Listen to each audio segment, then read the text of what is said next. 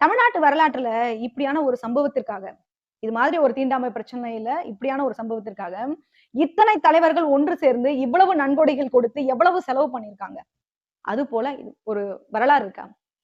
ஒரு இயக்கத்தை எப்படி நடத்தணும், ஒரு பிரச்சனையை எப்படி கையாளணும்னு நம்ம தலைவர்கள் உண்மையாவே உதாரணமா தான்ப்பா வாழ்ந்துட்டு போயிருக்கிறாங்க. எப்படின்னா, இந்த வழக்கு சம்பந்தமா பஸ்ல வந்தாலோ, இல்லன்னா தபால் போட்டிருந்தாலோ, ஒரு பத்திரிகை செய்தி குடுத்திருந்தா கூட, ஏன் ஒரு ஸ்டாம்ப் வாங்கி ஒட்டியிருந்தா கூட, இது எல்லாத்தினுடைய கணக்கையும் சரியா மெயின்டெயின் பண்ணியிருக்கிறாங்க. அதன் பிறகு வழக்கு சம்பந்தமான செலவுகள், அவங்களுக்கு நடந்த பிரச்சனைகள், இடர்பாடுகள் இப்படி எல்லாத்தையும் குறித்து ஆவணப்படுத்தி ஒரு புத்தகமா வெளியிட்டு இருக்கிறாங்க. ஏன்னா, அந்த அனுபவத்தின் ஊடாக நாம் கற்றுக்கொள்ள வேண்டும் என்று அந்த வேலையை செய்திருக்காங்க. இன்னொரு விஷயம் சொல்றேன் கேளுங்க. குப்புசாமியார் சிறையில சிறை சாப்பாடு சாப்பிடக்கூடாதுன்னு நம்ம தலைவர்கள்லாம் என்ன பண்ணிருக்காங்கன்னா, அவருக்கு ஹோட்டல் சாப்பாடு ஏற்பாடு பண்ணியிருக்கிறாங்கன்னா பாத்துக்கோங்க. அந்த அளவுக்கு குப்புசாமியார அவ்வளவு பத்திரமா பாதுகாத்துக்கிட்டு இருந்திருக்கிறாங்க நம்ம தலைவர்கள். குப்புசாமியார் ஒரு பறையரோ, பல்லரோ, அருந்ததியரோ கிடையாது. அவர் ஒரு பழங்குடி சமூகத்தை சார்ந்தவர். எந்த உற்சாதி வேறுபாடுகளையும் நம்முடைய தலைவர்கள் பார்க்கல.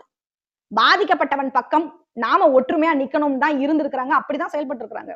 உண்மையாவே அங்கம்பாக்கத்தாருடைய ஒரு கதாநாயகன் அப்படின்னா, நான் திரும்ப திரும்ப அததான் பதிவு பண்றேன். அது குப்புசாமியார் அவர்கள் தான். இப்படிப்பட்ட ஒரு பொக்கிஷத்தை பல வரலாற்று செய்திகளை நமக்கெல்லாம் அவருடைய எழுத்தின் மூலமா விட்டு சென்றிருக்கிறார் அன்பு பொன்னோவியம் அவர்கள். அவர்களுடைய அவர்களுக்கு இந்த நேரத்துல என்னுடைய மனமார்ந்த நன்றியை சொல்லிக்கிறேன்.